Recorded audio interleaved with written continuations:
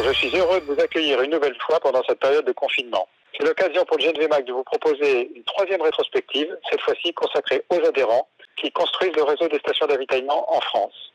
Vous verrez à travers ces différentes interviews comment se construit le réseau depuis quelques années et ce n'est pas terminé. Regardez.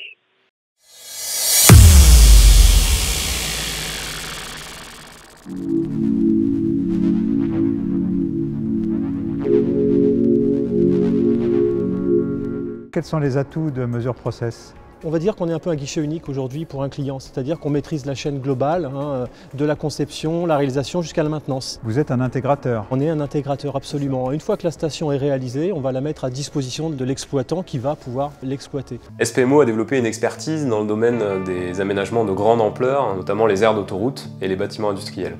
Nos équipes s'engagent particulièrement sur la faisabilité technique et réglementaire des projets, le respect de l'enveloppe financière, le planning, mais également la bonne exécution des travaux.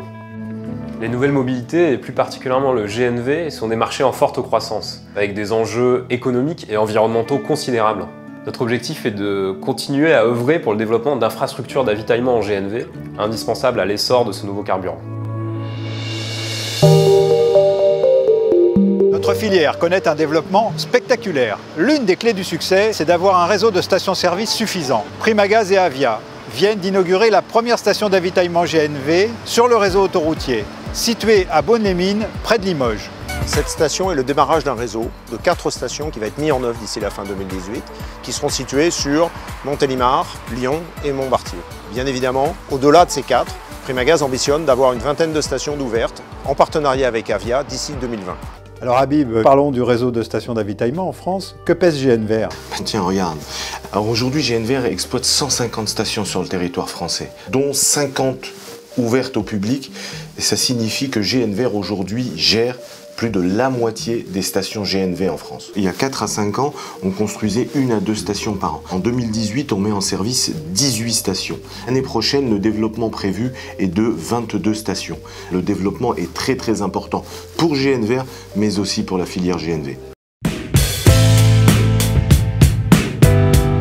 Nous arrivons maintenant à la station d'Avignon qui ouvre des pompes GNV très prochainement. Avignon-Montfavet est la 12e station du réseau Total et S24 en France. Notre plan de déploiement est d'environ une quinzaine de stations par an, 15 stations GNV sur les réseaux Total et sur les réseaux S24 pour les années à venir. Cette ambition, elle est française, européenne peut-être?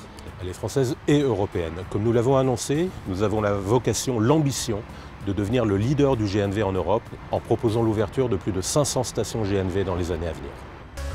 Dans le nord de la France, Air Liquide a installé à Lesquin une station multi-énergie propre. En 2016, Air Liquide a ouvert 3 stations multi-énergie, une à Fléville avec Transalliance et 2 à Lesquin et Duttlenheim avec Auchan et 7 de ses transporteurs. Sur 2017, Air Liquide prévoit d'ouvrir 8 stations multi-énergie supplémentaires.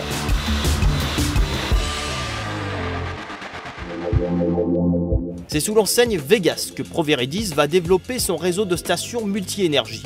Une offre adaptée à toutes les mobilités. Notre vocation, c'est vraiment d'amener des infrastructures qui vont permettre demain de délivrer ces nouvelles énergies en maillant un territoire donné qui sera le territoire de la région sud-est de la France. Et ensuite, nous avons pour vocation de développer l'ensemble du territoire avec une vingtaine, une trentaine, voire plus de stations sur toute la France. Nous sommes aujourd'hui à Saint-Vincent-de-Tyrosse, sur une réalisation emblématique chez Endesa.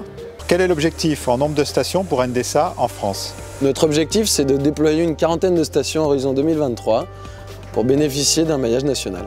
Associer les territoires, les acteurs économiques locaux, produire et consommer localement, c'est notre vision de la transition énergétique. Le gaz est en train de vivre une nouvelle révolution puisqu'il est en train de se verdir. Le verdissement du gaz est une excellente nouvelle pour le secteur des transports puisqu'il va permettre de décarboner ce secteur et en particulier les poids lourds.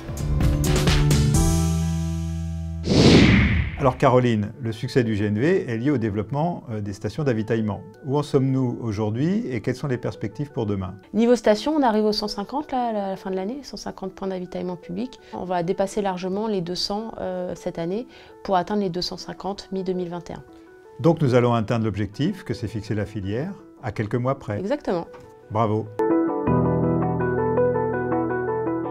Cette rétrospective est maintenant terminée. Je vous dis au revoir et à bientôt.